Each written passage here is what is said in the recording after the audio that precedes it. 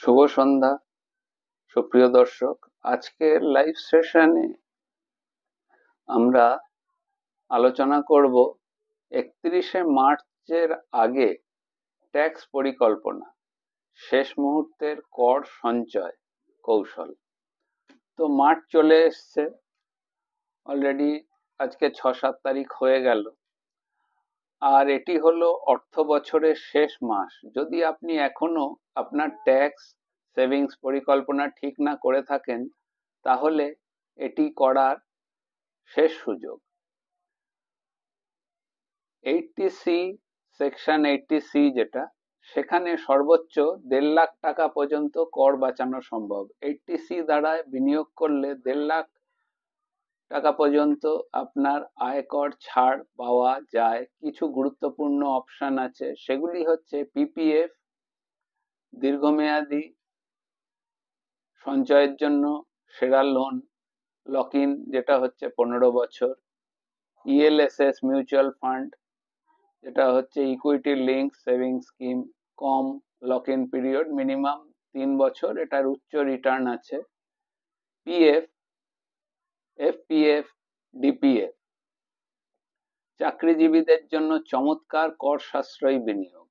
FD, tax savings, 5 বছরের জন্য lock in নিরাপদ বিনিয়োগ।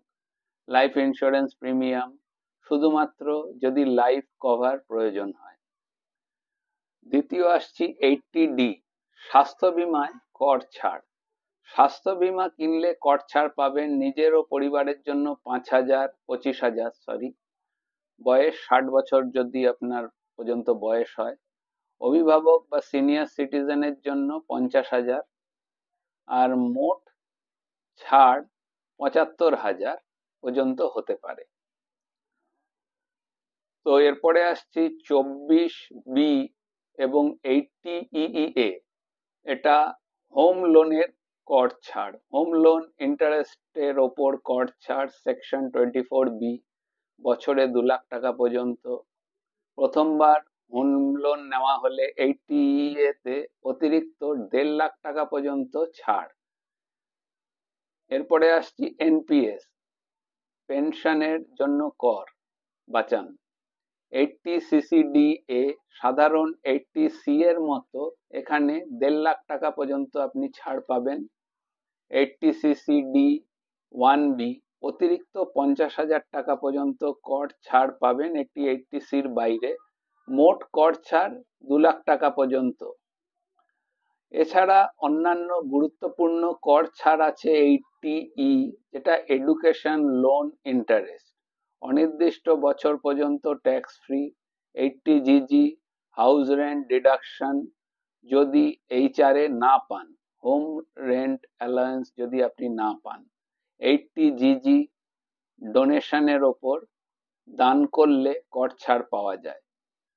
এবারে বলি সাধারণ কি কি ভুল মানুষে করে, যার বিনিময়ে বা যার দ্বারা কর ছাড় যেগুলো থেকে এড়িয়ে যাওয়া যায়, যেগুলো থেকে আপনি এড়িয়ে চলতে পারবেন। কিছু ভুল আছে যেগুলো কখনোই করবেন না। ভুল জায়গায় বিনিয়োগ করে শুধুমাত্র কর বাঁচানোর চেষ্টা কখনোই করবেন না। কর ছাড় পাওয়ার জন্য শেষ মুহূর্তে ভুল সিদ্ধান্ত নেবেন না, এবং যেসব বিনিয়োগে লক ইন পিরিয়ড বেশি, সেগুলি আগে থেকে যাচাই করে নিন।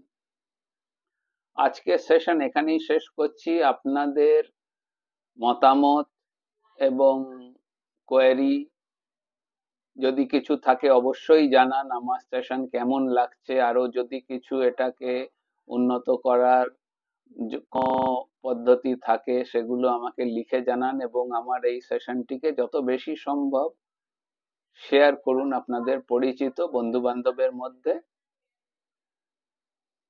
সকলে ভালো থাকবেন। নমস্কার, শুভরাত্রি।